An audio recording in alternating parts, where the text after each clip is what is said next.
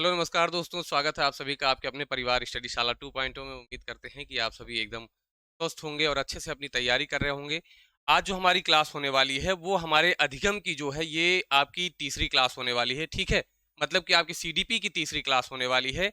इसमें हम लोग पढ़ेंगे अधिगम वक्र और अधिगम का पठार पढ़ेंगे, उसका कारण निवारण, अधिगम के वक्र के प्रकार हम लोग सारे इसमें पढ़ने वाले हैं और लास्ट में कुछ प्रैक्टिस के क्वेश्चंस भी हम लोग करने वाले हैं, ठीक है ना। ये सारी चीजें इसमें करेंगे। इससे पहले हमने अधिगम की परिभाषा और उसके बारे में तमाम सारी चीजें, उसकी विशेषताएं, सब कुछ हम लोग पढ़ चुके हैं। तो जितने हमारे साथी हैं जो पढ़ चुके हैं उनके लिए आज के लिए प्रश्न है। आप जब तक हम लोग शुरू कर रहे हैं आप इन प्रश्नों का उत्तर देते रहिए, ठीक है।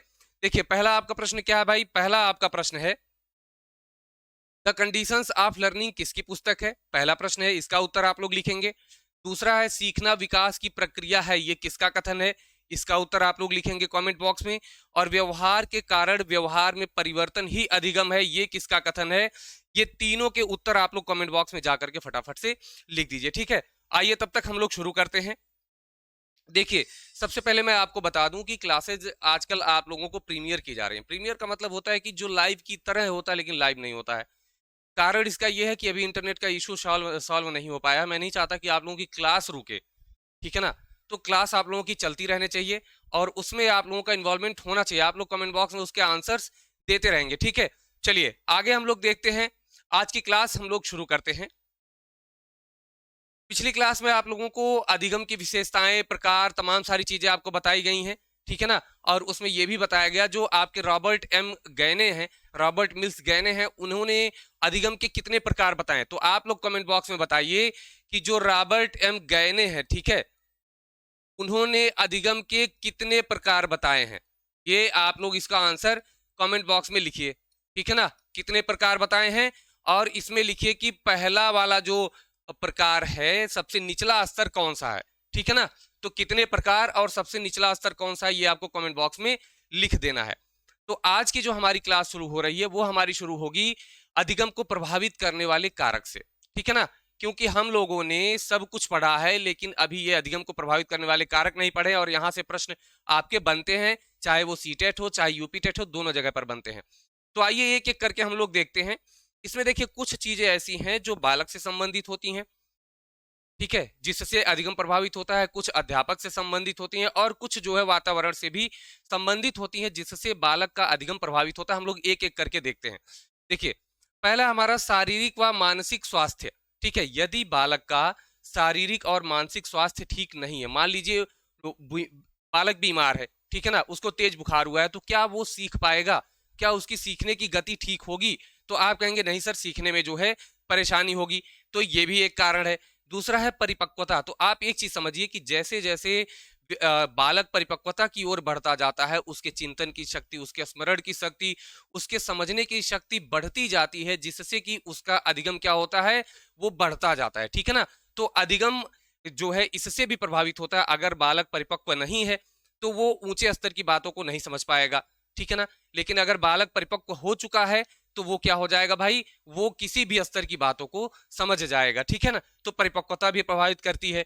सीखने की इच्छा और रुचि। यदि बालक में सीखने की इच्छा ना हो, ठीक है ना, वो सीखना ही नहीं चाहता है तो वो कैसे सीख पाएगा।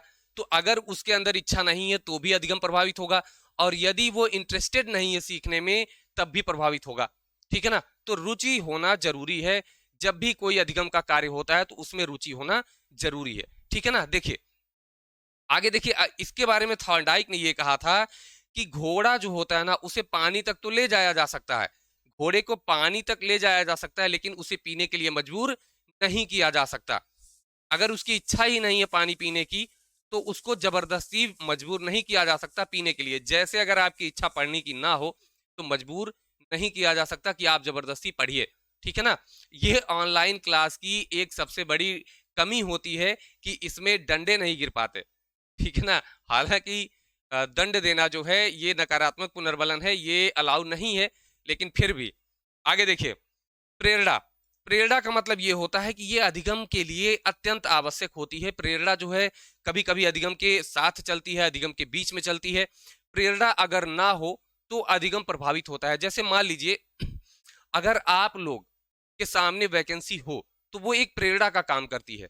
तो आप क्या करेंगे, आप सीखने की इच्छा बढ़ जाएगी, आपकी रुचि बढ़ जाएगी और आप जो है अपने सीखने की गति को और बढ़ा देंगे, आप अपनी पढ़ाई बढ़ा देंगे। तो प्रेरणा बहुत बड़ा कारण होता है आपके अधिगम को बढ़ाने में, आपके अधिगम को प्रभावित करने में, ठीक है ना।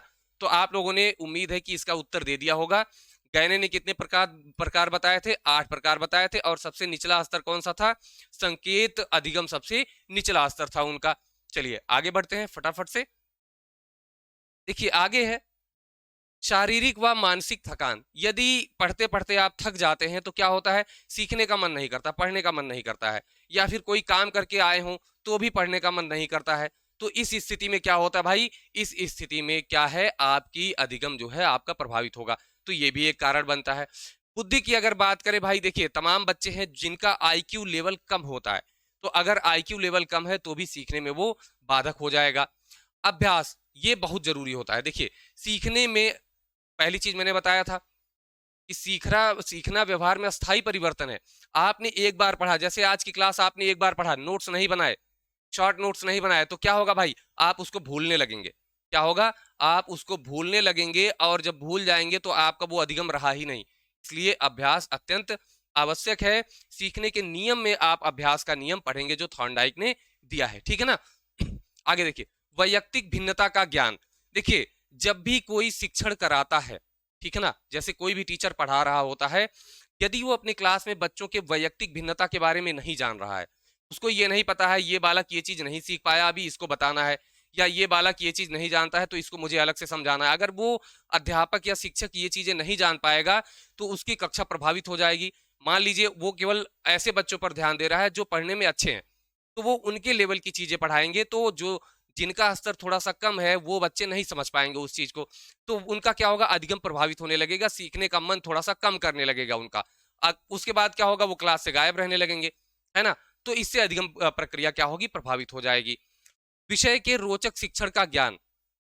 जब कोई शिक्षक कक्षा शिक्षण में शिक्षण कार्य कर रहा होता है कक्षा में, तो यदि वो नई नई विधियों का प्रयोग करता है, बच्चों को इन्वॉल्व करके पढ़ाता है, रुचिकर तरीके से पढ़ाता है, हंसी मजाक करके और उसी के बीच में उनको पढ़ा देना, खेल खेल में पढ़ा देना, ठीक है, तो उससे क्या होता है भाई, उससे भी बच्चों का सीखने में मन लगता है और अधिगम की प्रक्रिया बढ़ जाती है। शिक्षक की सिखाने में तत्परता और सक्रियता। यदि शिक्षक सिखाने के लिए उत्सुक है तो ही बच्चे सीख पाएंगे। अगर शिक्षक आया एकदम शांत मार के खड़े होके सीधे कथा वाचन करके चला गया तो फिर नहीं सीख पाएंगे। इसलिए कक्षा में शिक्षक और बच्चों की दोनों की सक्रियता क्या होती है, जरूरी होती है। रोचक शिक्षण विधियां, जाहिर सी बात है, जैसे खेल विधि है, क्रियाशीलता का सिद्धांत है ना, इन तरीकों से क्या होता है, इन तरीकों से शिक्षण में रोचकता बढ़ जाती है जिससे बच्चे ज्यादा सीखते हैं। विद्यालय का वातावरण। विद्यालय का वातावरण ऐसा होना चाहिए जिसमें बच्चे सीखे। जैसे दीवार पर बाला पेंटिंग होती है, ठीक है, बाला पेंटिंग में बहुत सी रोचक रोचक चीजें बनी होती हैं, कार्टून के माध्यम से बताई जाती हैं चीजें उसमें, तो उससे जो है जब बच्चे आते हैं स्कूल में तो उनकी रोचकता उनको देख करके बढ़ी रहती है। तो ये विद्यालय का वातावरण है। वहां पर अध्यापक जो है, जैसे जो भी प्रतिक्रिया करें वो इस तरीके का हो कि बच्चों के लिए नुकसानदायक ना हो, तो विद्यालय का वातावरण भी प्रभावित करता है अधिगम को। कक्षा कक्ष का वातावरण। अब कक्षा कक्ष का वातावरण तनावपूर्ण नहीं होना चाहिए। जैसे मान लीजिए कोई बच्चा खड़ा होता है और वो अध्यापक से कुछ पूछता है और अध्यापक ने ना बता करके उसको डांट दिया, तो एक बार हुआ, दो बार हुआ, तीसरी बार से क्लास में से कोई बच्चा पूछेगा ही नहीं, तो जो शिक्षण होगा वो वन वे हो जाएगा, टू वे नहीं हो पाएगा, वो बच्चों की सक्रियता उसमें घट जाएगी। इसलिए जो है कक्षा का वातावरण अत्यंत आवश्यक है। परिवार की स्थिति की अगर हम बात करें तो परिवार की स्थिति भी अत्यंत आवश्यक है कि सही होनी चाहिए। जैसे मान लीजिए परिवार में हमेशा माता पिता में झगड़े हो रहे हैं या परिवार में झगड़े हो रहे हैं, तो वो बच्चों की मानसिक स्थिति पर बहुत गहरा प्रभाव डालता है। इसलिए परिवार का जो वातावरण होना चाहिए वो भी अच्छा होना चाहिए, ठीक होना चाहिए, ठीक है ना। तो ये सारे कारण हैं आपके जो अधिगम को प्रभावित करते हैं। अब आगे हम लोगों को पढ़ना है अधिगम वक्र, ठीक है ना, और यहां से प्रश्न आपके परीक्षा में हर बार बने हैं और मोस्ट इंपॉर्टेंट है। अभी आगे हम लोग जब क्वेश्चंस करेंगे कुछ तो वहां पर आपको दिख जाएगा, ठीक है ना। देखिए क्या है अधिगम वक्र, होता क्या है, वक्र मतलब होता है टेढ़ा, वक्र मतलब क्या होता है, टेढ़ा, और अधिगम का वक्र है तो ये बताएगा कि अधिगम जो है कितना बढ़ रहा है कितना घट रहा है, ये इसका वक्र बताएगा, ठीक है ना। तो ये जो वक्र है ये अधिगम के लिए है। अब समझिए अधिगम का वक्र कैसे होता है। जब भी हम कोई वक्र बनाते हो तो उसके लिए अक्ष बनाते हैं, ठीक है ना। क्या बनाते हैं, अक्ष, एक्स और वाई अक्ष बना देते हैं, और इसी में हम दिखाते हैं कि कहाँ ज्यादा हो रहा है, कहाँ कम हो रहा है, कहाँ ज्यादा हो रहा है, इसमें हम दिखाते हैं, तो यही वक्र होता है। और जब यही अधिगम की मात्रा को दिखाने लगे, इसे दिखाने लगे, यही वक्र अधिगम की मात्रा को दिखाने लगे, तो ये क्या हो जाएगा, अधिगम वक्र हो जाता है, ठीक है ना। तो ये क्या हो जाएगा, अधिगम वक्र या शिक्षण वक्र हो जाता है। इसकी कुछ परिभाषाएं देखते हैं, चलिए। अभ्यास द्वारा सीखने की मात्रा, गति और उन्नति की सीमा का ग्राफ प्रदर्शन ही अधिगम वक्र है। किसने कहा भाई, गेट्स ने कहा है। इंपॉर्टेंट है, नोट करेंगे इसको, इसलिए नोट करेंगे क्योंकि यूपी टेट में परिभाषाएं पूछता है, ध्यान रखेंगे, ठीक है ना। देखिए, उम्मीद करते हैं कि जो स्क्रीन की चमक वाली समस्या थी आपकी वो हल हो गई होगी, क्योंकि अब ब्राइटनेस को बहुत कम किया गया है ताकि आप लोगों की आंखों पर इसका जो है प्रभाव नकारात्मक ना पड़े, ठीक है। देखिए, यहां पर आप समझिए, अभी जब हम आपको अधिगम वक्र दिखाएंगे तो उसमें आपको कई सारी चीजें मिलेंगी। देखिए, सबसे पहले ये है, यहां पर आपका प्रयास होता है, ठीक है ना, इस अक्ष पर प्रयास होता है, इस पर अधिगम की मात्रा होती है, ठीक है। यहां प्रयास और यहां अधिगम की मात्रा। अब इससे हम क्या अंदाजा लगाते हैं कि कितना हम प्रयास कर रहे हैं, कितना मात्रा बढ़ रही है और कितना तेजी से बढ़ रही है। तो क्या होगा भाई, प्रयास की मात्रा आपको दिखेगी कि कितना तेजी से अधिगम बढ़ रहा है, उसकी गति आपको दिखेगी, और आपको यह भी दिखेगा कि ये उन्नत इसमें हो रहा है या स्थिर है या अवनत हो रहा है, घट रहा है कि बढ़ रहा है, ये भी आपको दिखेगा। तो ये अधिगम वक्र आपका हो जाएगा, ठीक है ना। तो तीन चीजें, मात्रा, गति और उन्नति, आपको अधिगम वक्र दिखाता है, ठीक है भाई। अब अधिगम वक्र से एक चीज और का पता लगता है कि यदि किसी बालक का जो है ये अधिगम वक्र ऊपर की तरफ जा रहा है, तेजी से जा रहा है, तो आप कहेंगे बहुत बुद्धिमान बालक है ना। तो इससे क्या होगा, इससे ये पता चलेगा कि बालक का आईक्यू जो है वो ऊंचा है।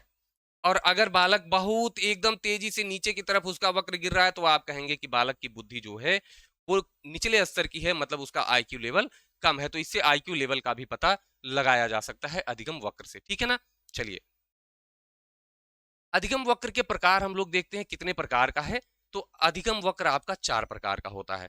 कौन कौन सा होता है, एक आपका है सरल रेखीय वक्र जो सीधा सीधा चलता है एकदम, एक आपका है उन्नतोदर वक्र, एक आपका है नतोदर वक्र, और एक है आपका मिश्रित वक्र। तो ये 4 प्रकार के हैं। आपके नाम से ही प्रश्न आपके बन जाते हैं, ठीक है ना, आपके नाम से ही प्रश्न आपके बन जाते हैं। अब एक एक करके हम देखते हैं और वहां पर याद करते हुए चलेंगे हम लोग, ठीक है ना। चलिए देखते हैं।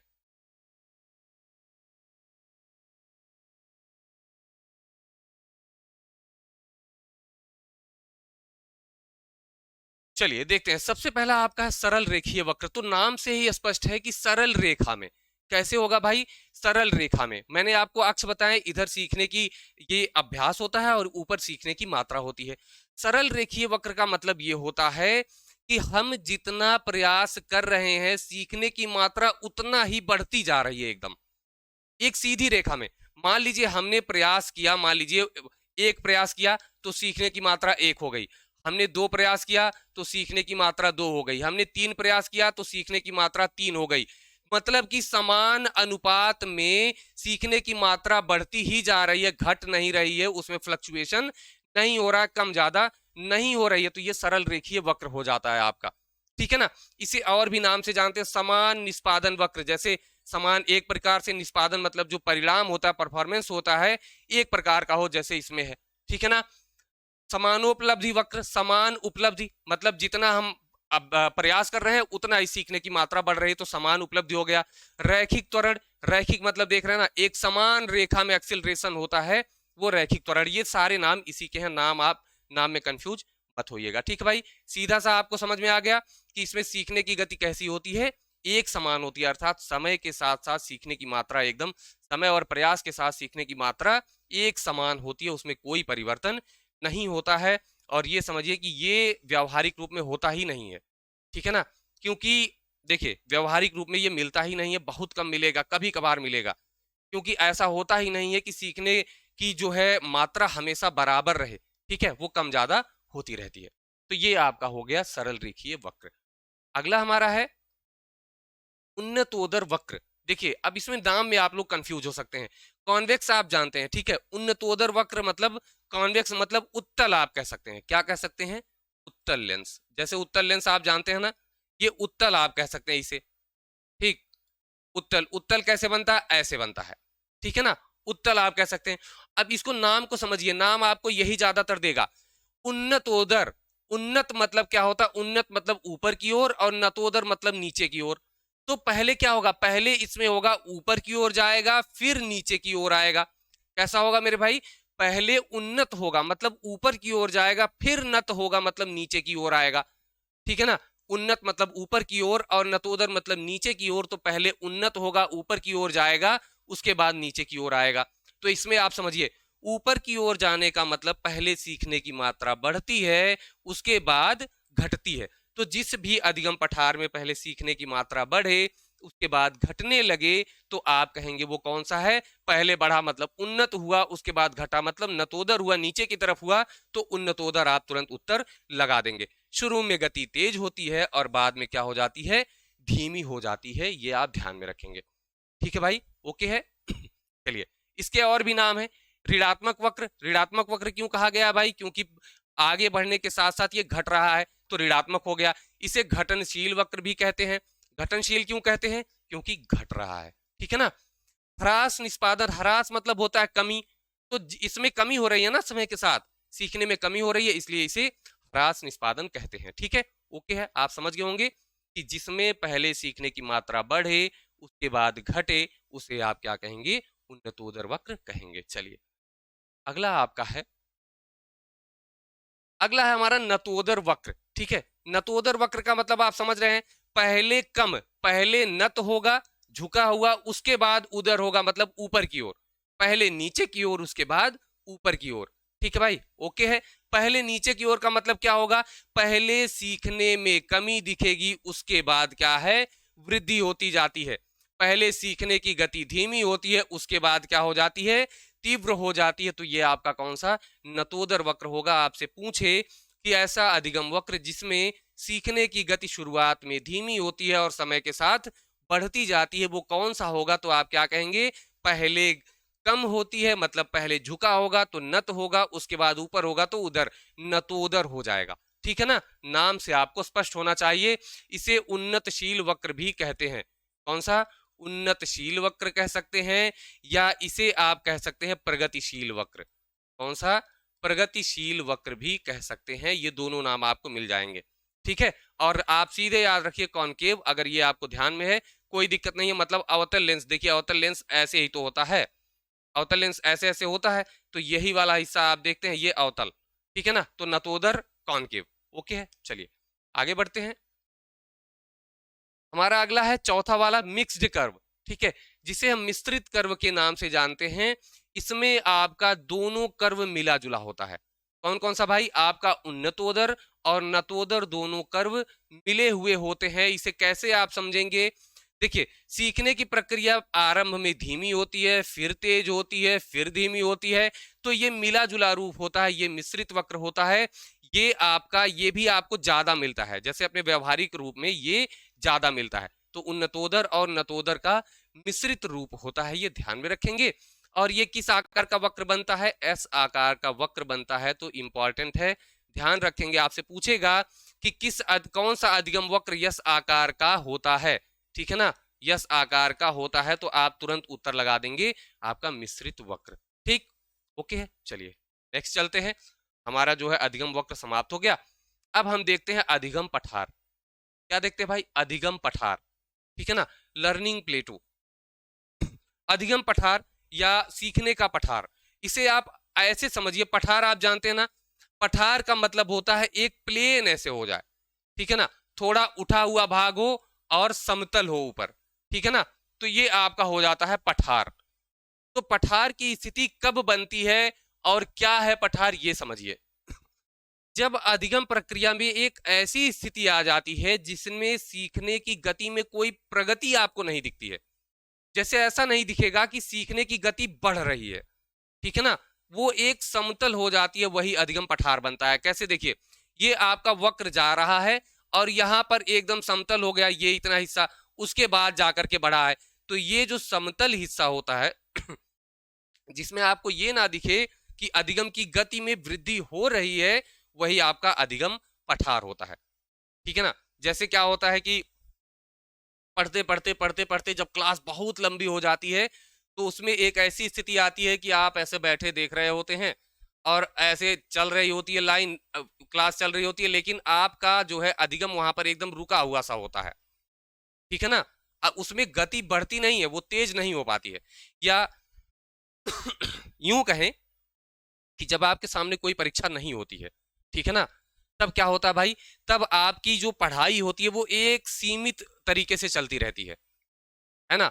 मतलब आप अगर दिन में 2 घंटे पढ़ रहे हैं तो ये 2 ही घंटे चल रही है, लेकिन इससे पहले अगर आपको लगता है कि नहीं अब आने वाली है, वैकेंसी आने वाली है, तो ये 4 घंटा होती है। बीच में ये होता है कि नहीं कुछ नहीं हो रहा है तो 2 घंटा हो जाती है। फिर आगे होता है कि नहीं आएगी तो ये 6 घंटा हो जाती है ना। तो बीच में जो ये दो दो दो दो ऐसे चलता रहा है, यही आपका क्या हो जाता है, पठार हो जाता है ना। क्योंकि यहां पर आपको मतलब ये नहीं लग रहा है कि अब बढ़ गया या कुछ है, एकदम रेगुलर चल रहा है, बस वही होता है आपका पठार। ठीक है ना, सीखने की गति में वृद्धि नहीं होती है, मतलब सीखने की प्रक्रिया में कोई उन्नति नहीं होती। तो अधिगम पठार सीखने की प्रक्रिया में कोई उन्नति नहीं होती है। अब देखिए कुछ मनोवैज्ञानिक हैं जिन्होंने अपनी परिभाषाएं दी, जैसे स्किनर ने क्या कहा, स्किनर ने कहा कि ये पठार एक क्षैतिज प्रसार है। क्या है क्षैतिज प्रसार, आप जानते हैं क्षैतिज प्रसार मतलब इस तरीके से, ठीक है ना, जिसमें सीखने में उन्नति का प्रत्यक्ष बोध नहीं होता है। ये कहते हैं कि बच्चा जो सीख रहा है वो आपको एकदम प्रत्यक्ष रूप से नहीं दिखाई दे रहा है, लेकिन वो सीखता है। देखिए पठार में आप एक चीज समझिएगा कि अधिगम बंद नहीं होता है। क्या होता है, अधिगम बंद नहीं होता है, बस ये होता है कि बालक जितना सीख रहा है उतना ही सीखता, ना उससे ज्यादा होता है ना कम होता है, तो वो एक पठार हो जाता है। लेकिन उसमें अधिगम अवरुद्ध नहीं होता है, एकदम से शून्य नहीं होता है, आप ध्यान रखेंगे। ठीक है ना, तो अधिगम शून्य नहीं होता है पठार में।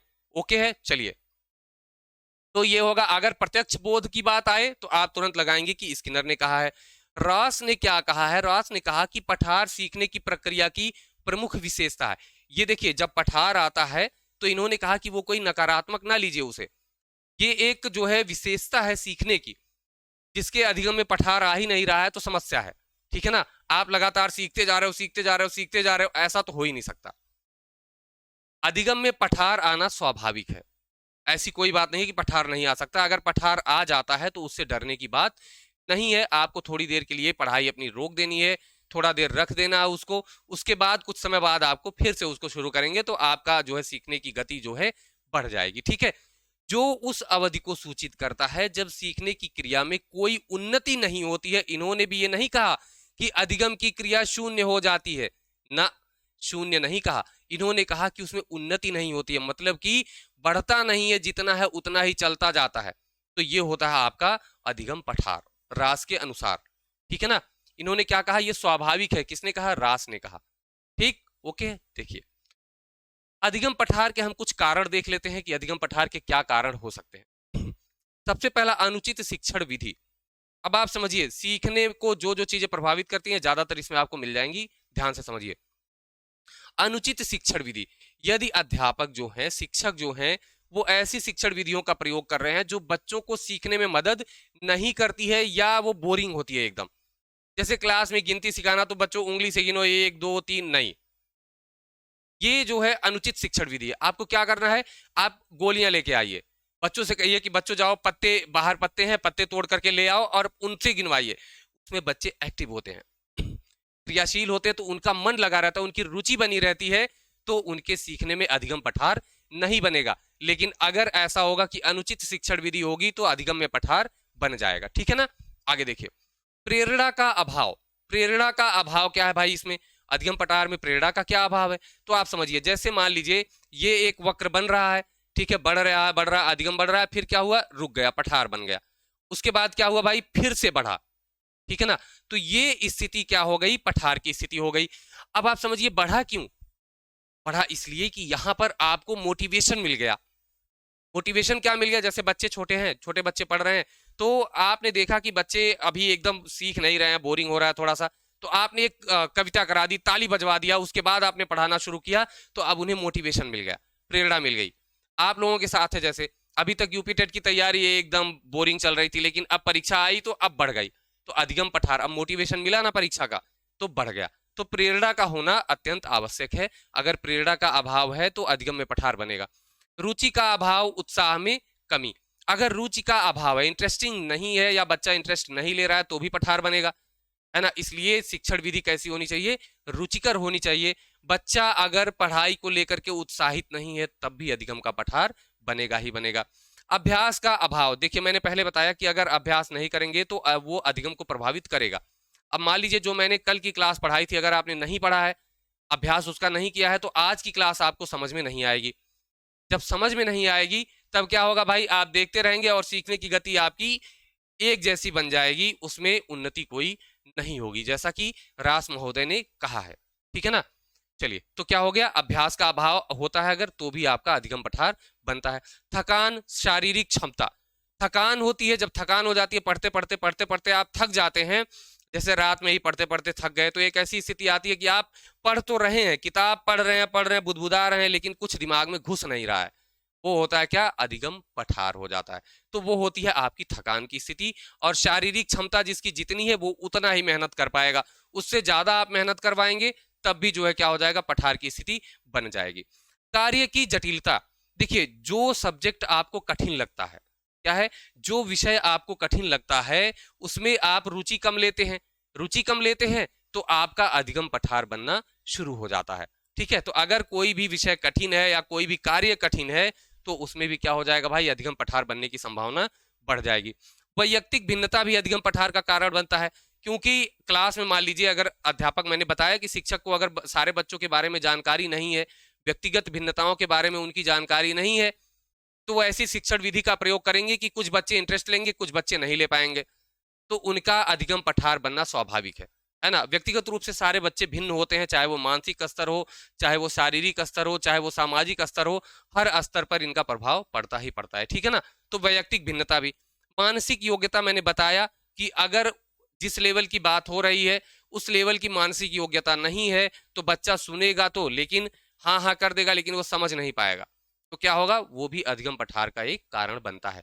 तो ये आपके अधिगम पठार के कारण है। अब बात आती है निवारण कैसे करेंगे।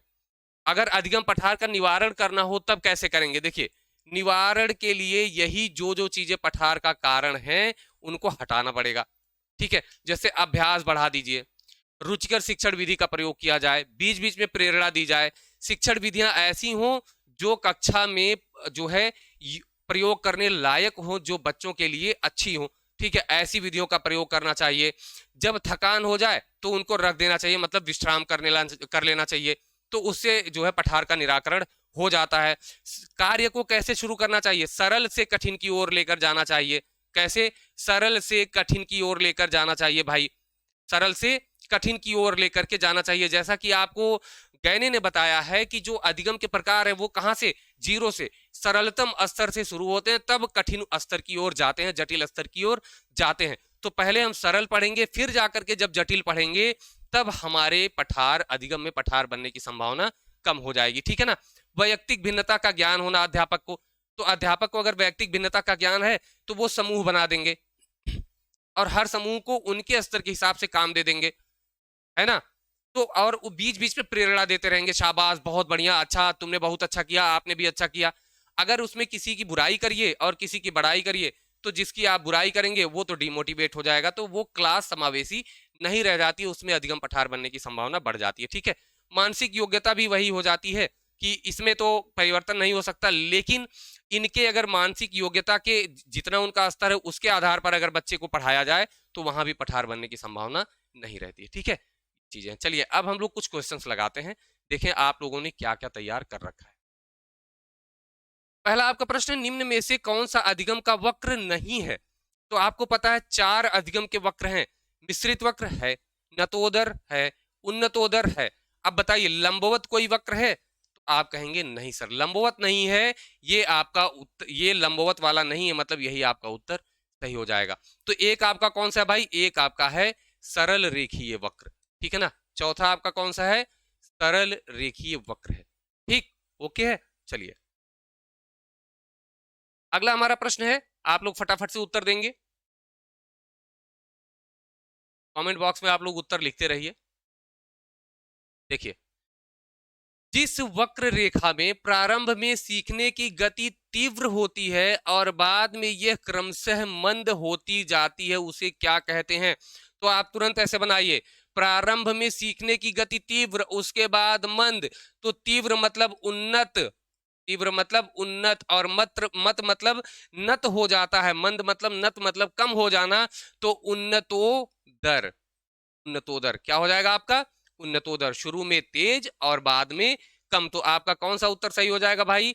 ए वाला उत्तर सही हो जाएगा। नतोदर में क्या होता है? पहले धीमा फिर तेज, ठीक है ना। मिश्रित में क्या होता है? ऐसाकार्य। वक्र रेखा नहीं होती है, अगर ये वक्र रेखा नहीं होती है मतलब ये सरल रेखीय वाला कह रहा है। तो सरल रेखीय में तेज धीम नहीं होता है, वो बराबर एक समान चलता है, ठीक है। तो आपका ए वाला उत्तर सही हो जाएगा। चलिए अगला हमारा प्रश्न है, तीसरा प्रश्न है। उत्तर आप लोग कमेंट बॉक्स में लिखते रहिए, फटाफट पढ़िए, उत्तर लिखिए। सीखने की वह अवधि जब सीखने की प्रक्रिया में कोई उन्नति नहीं होती है। तो मैंने आपको अभी बताया कि कोई उन्नति नहीं हो रही, कोई वृद्धि नहीं हो रही है, मतलब क्या हो गया? एक समतल बन गया, मतलब पठार बन गया, एक समतल मतलब पठार बन गया यहाँ पर, ठीक है ना। जैसे कैसे? पहले बढ़ रही है, फिर पठार बन गया, फिर बढ़ी। तो यही जो स्थिति है, इसमें उन्नति नहीं हो रही है, एक समान चल रही है, ऐसे बराबर ही चलती जा रही है। आप कितनों प्रयास लगा डालिए, आप प्रयास बढ़ा रहे हैं लेकिन सीखने की जो गति है वो बढ़ नहीं रही है, एक समान है। प्रयास तो बढ़ रहे हैं, सीखने की गति नहीं बढ़ रही है। सीखना एक समान हो रहा है, जितना पे रुक गया उसी पे ही रुका हुआ है। मतलब कि आप मान लीजिए 5 सीख चुके हैं तो 5 पे ही रुका है, ठीक है ना, बढ़ नहीं रहा है। तो क्या हो जाएगा आपका? सीखने का पठार। वक्र नहीं होता है ये, सीखने का पठार कोई वक्र नहीं होता है ना, वक्र में ये पठार की स्थिति बनती है। आगे देखिए, चौथा प्रश्न है आपका कि सीखने का पठार सीखने की प्रक्रिया के मुख्य अभिलक्षण है। देखिए मैंने बताया था, अभिलक्षण मतलब क्या होता है? विशेषता, मुख्य विशेषता है, ठीक है ना, जो उस स्थिति को प्रकट करते हैं जिसमें सीखने की प्रक्रिया में कोई उन्नति नहीं होती है। क्या होता है? उन्नति नहीं होती है। जब उन्नति नहीं होगी तो क्या बन जाएगा भाई? पठार बन जाएगा। तो आप समझ गए कि ये पठार के बारे में परिभाषा दी जा रही है। और किसने कहा था कि पठार एक जो है सीखने या अधिगम की विशेषता है? तो आप कहेंगे कि सर रास ने कहा था। किसने कहा था? रास ने कहा था। तो आपका उत्तर क्या हो जाएगा भाई? रास आपका उत्तर हो जाएगा, ठीक है। आपका बी वाला उत्तर एकदम डी वाला उत्तर आपका एकदम सही हो जाएगा। देखिए यहाँ पर परिभाषाएं सभी ने कुछ ना कुछ दी हैं। जैसे स्किनर ने क्या कहा था? स्किनर ने कहा था कि प्रत्यक्ष बोध नहीं होता है।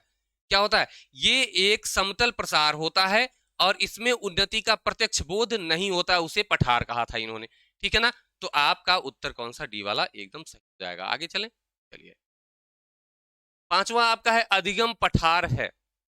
पांचवा क्या? अधिगम पठार है। आप लोग फटाफट से उत्तर दीजिए, क्या है?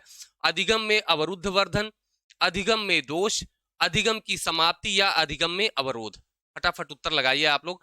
मैं आपको संभवतः कमेंट बॉक्स में आपको उत्तर मिल ही जाएगा, ठीक है। देखिए सबसे पहले अधिगम में अवरुद्ध वर्धन, मैंने आपसे कहा था कि शून्य नहीं होता है अधिगम, रुका जा अधिगम में वृद्धि नहीं होती है लेकिन अधिगम चलता जाता है, ठीक है ना। तो अवरुद्ध मतलब रुका हुआ, वर्धन मतलब वृद्धि। तो वृद्धि ऐसी होती है जो रुकी हुई होती है, तो अधिगम में वृद्धि ऐसी होती है जो रुकी हुई होती है। तो यही आपका क्या है? अधिगम का पठार है, अवरुद्ध वर्धन होता है, ठीक। अधिगम में दोष नहीं, पठार दोष नहीं है, बल्कि ये एक विशेषता है, ठीक है ना। तो अधिगम में पठार आना स्वाभाविक है। अधिगम की समाप्ति ऐसा तो है नहीं, मैंने आपको वक्र बना के बताया था कि ऐसे हो गया फिर प्रेरणा मिल गई तो बढ़ गया। तो ये समाप्ति तो है नहीं, अधिगम तो यहां बंद नहीं हो गया, और अधिगम तो कभी समाप्त हो ही नहीं सकता, तो ये भी नहीं है। अधिगम में अवरोध, अधिगम में अवरोध नहीं है, ये समतल की स्थिति हो गई है। तो अधिगम मैंने बताया था रुका नहीं है, शून्य नहीं हुआ, अधिगम हो रहा है लेकिन उसकी गति नहीं बढ़ रही है, ठीक है ना। कितनों आप प्रयास कर रहे हैं, गति नहीं बढ़ रही है। तो आपका ए वाला उत्तर सही है। चलिए अगला है, अधिगम वक्र में पठार बनता है। अधिगम वक्र में पठार का कारण मैंने आपको बताया था, कौन कौन से कारण हो सकते हैं। देखिए पहला है परिपक्वता के कारण, अभिप्रेरणा के कारण, थकान के कारण, अभिरुचि के कारण। अब एक एक करके समझिए। परिपक्वता के कारण, अगर जो है मेच्योर बालक मेच्योर हो जाता है तो ये उसका कारण है कि अधिगम में पठार बनेगा, तो आप कहेंगे नहीं सर। क्यों? क्योंकि मैं जो चीजें आपको पढ़ा रहा हूं, आप मेच्योर हैं, आप उसको पढ़ रहे हैं और आप समझ रहे हैं कि मेरे लिए ये चीजें जरूरी हैं कि नहीं है। तो आपको पता है कि ये चीजें जरूरी हैं, तो आप उस पर ध्यान दे रहे हैं अच्छे से, क्योंकि आप परिपक्व अवस्था में हैं। तो आपके अधिगम में पठार बनने की संभावना नहीं होगी, तो ये भी गलत है। अभिप्रेरणा के कारण, अच्छा ये बताइए, जब अधिगम में आपको अभिप्रेरणा मिलती है, मोटिवेशन मिलता है, तो अधिगम में पठार बन जाता है या उसकी गति बढ़ती है या घट जाती है? तो आप कहेंगे सर कि अधिगम के बीच में जब आपको कहा, अध्यापक कहेंगे कि अरे वाह बहुत बढ़िया, शाबाश बेटा, तो आपको मोटिवेशन मिलेगा, तो उससे अधिगम की प्रक्रिया ना तो घटेगी और ना तो पठार बनेगा, बल्कि और बढ़ जाएगी। तो ये भी नहीं होगा, ठीक है ना। थकान के कारण, बिल्कुल देखिए, अगर शारीरिक थकावट है या मानसिक थकावट है, तो उस स्थिति में मैंने बताया कि आपको पठार अधिगम में बन जाता है, ठीक है, तो ये आपका सही है। अभिरुचि के कारण, तो अगर आप जो भी चीज पढ़ रहे हैं वो इंटरेस्टिंग है, तो बिल्कुल आपकी रुचि उसमें बनी रहेगी। जैसे कोई मूवी देख रहे होते हैं आप और बढ़िया लग रही है, इंटरेस्टिंग है, तो आपकी रुचि उसमें बनी रहती है, भले वो 4 घंटे की मूवी हो, ठीक है ना। तो उसमें अधिगम पठार बनना जो है कोई कारण ही नहीं होता कि अधिगम पठार बने, तो ये भी नहीं, ठीक है। तो आपका सी वाला उत्तर सही हो जाएगा। चलिए अगला है 7वां प्रश्न, फटाफट उत्तर लिखिए। सीखने के वक्र किसके सूचक हैं भाई? सीखने के वक्र किसके सूचक हैं? सीखने की प्रगति के सूचक हैं, सीखने की मौलिकता के सूचक हैं, सीखने के गत्यात्मक स्वरूप के सूचक हैं, या सीखने की रचनात्मकता के सूचक हैं? फटाफट से बताइए। चलिए देखिए, सीखने के वक्र सीखने की प्रगति के सूचक है। देखिए यहां ध्यान दीजिए, जब हम वक्र बनाते हैं तो क्या होता है भाई, इसमें हमको पता चलता है कि ये कितना जो है ज्यादा सीख रहा है, किस गति से सीख रहा है, मतलब उसके सीखने में प्रगति हो रही है कि नहीं हो रही है, सीखने में उन्नति हो रही है कि नहीं हो रही है। जब बीच में अधिगम का पठार बनता है तो आप क्या कहते हैं कि सीखने की उन्नति रुक गई है, मतलब आप इससे क्या पता लगाते हैं, सीखने की प्रगति का पता लगा रहे हैं। तो आपका कौन सा उत्तर सही होगा भाई? सीखने की प्रगति का सूचक है। कैसे? देखिए यहां आपने प्रयास डाला या समय, कि हम कितना समय दे रहे हैं, ठीक है ना। और इसमें सीखने की गति की बात हुई कि उसमें प्रगति हो रही है, सीखने की गति नहीं, मात्रा की बात हुई, ठीक है ना, कि उसमें मात्रा में बढ़ रहा है कि नहीं। तो आप कहेंगे कि सर मात्रा अगर बढ़ रही है तो बच्चे की प्रगति हो रही है, तो प्रगति का सूचक हो जाएगा। मौलिकता का सूचक मतलब ये एक अलग चीज हो जाती है, सीखने की मौलिकता का सूचक है। ऐसा तो है नहीं कि ये अधिगम वक्र जो बताता है कि ये सीखना मौलिक है कि नहीं है, ऐसा भी नहीं है, तो ये भी नहीं होगा। सीखने के गत्यात्मक स्वरूप, इससे ये नहीं पता चलता है कि सीखने की गति क्या है क्या नहीं है, इससे मात्रा का आपको पता चल रहा है। देखिए गति के बारे में भी बताता है, लेकिन ऐसा नहीं है कि गत्यात्मक स्वरूप रहेगा ये, तो आपका ये वाला भी उत्तर नहीं रहेगा, सीखने के गत्यात्मक स्वरूप का सूचक। रचनात्मकता इससे नहीं पता चलती है, हालांकि पता ये लगाया जा सकता है कि बच्चे का आईक्यू लेवल क्या है, वो एग्जैक्ट नहीं बताया जा सकता, ठीक है ना, क्योंकि हो सकता है किसी में रुचि ज्यादा हो किसी में कम हो, तो इससे रचनात्मकता नहीं पता चलती है, केवल क्या पता चलता है, प्रगति का सूचक है। ए वाला उत्तर आपका सही हो जाएगा। चलिए 7वां है, जब शिक्षार्थियों को समूह में किसी समस्या पर चर्चा का अवसर दिया जाता है तब उनके सीखने का वक्र कैसा होगा? ठीक है, बहुत सारे बच्चे हैं कक्षा में और आपने एक टॉपिक रख दिया कि बच्चों यही टॉपिक आपको क्या करना है, यहाँ पर डिस्कस करना है, तो उसमें बच्चों के सीखने का वक्र कैसा बनेगा? ठीक है, स्थिर रहता है, अवनत होता है, समान होता है कि बेहतर होता है? स्थिर होने का मतलब क्या होता है भाई? सरल रेखीय, ऐसा तो है नहीं, सरल रेखीय वक्र मैंने बताया कि नहीं बनता, ठीक है। अवनत, अवनत का मतलब क्या होता है? घटना। तो ऐसा है कि जब आपस में बच्चे डिस्कशन करेंगे तो उसमें उनका अधिगम घटेगा या बढ़ेगा? तो आप कहेंगे कि जब कई बच्चे बैठ करके समूह चर्चा करते हैं तो नई नई चीजें सीखने को मिलती है, मतलब उनका अधिगम बढ़ता है, तो ये भी नहीं होगा, ठीक है ना, ये दोनों नहीं होंगे। समान रहता है, समान होगा नहीं, तो आपका क्या होगा भाई? बच्चे क्या होंगे? और बेहतर होंगे, मतलब पहले कम जान रहे होंगे, धीरे धीरे बढ़ेगा, मतलब कि उनका क्या होगा? नतोदर वक्र होगा, मतलब कि उनका और भी अधिगम बेहतर होगा। तो डी वाला उत्तर आपका सही हो जाएगा। शायद 8 ही प्रश्न रखे गए थे, तो देखिए उम्मीद करते हैं आप लोग कमेंट बॉक्स में लिखिए कि आपके कितने क्वेश्चन सही हुए हैं, और ये सारे प्रश्न परीक्षा में पूछे जा चुके हैं, प्रीवियस ईयर के आपके क्वेश्चंस लिए गए थे, ठीक है। तो उम्मीद करते हैं कि आपको क्लास जो है पसंद आई होगी। तो आप लोग लगे रहिए, मस्त रहिए, पढ़ते रहिए और फिर मिलेंगे हम लोग नेक्स्ट वीडियो में। तब तक के लिए नमस्कार, धन्यवाद, जय हिंद।